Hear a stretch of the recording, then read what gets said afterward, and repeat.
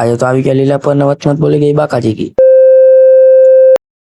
શું કે મિત્રો ગુડ મોર્નિંગ રામે રામ હવાપોમાં હું બાપા બેન લીલા પર જવા તું લીલા પર આવીને આપણે મેળીમાના દર્શન કરી લીધા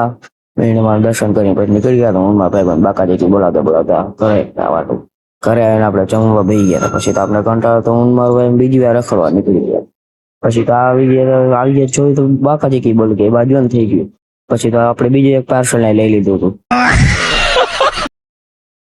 પછી આપણે બાઇક તોડાઈને પછી આવી ગયા હતા કાકા દુકાને આવીને પછી કરી નાખો આપણે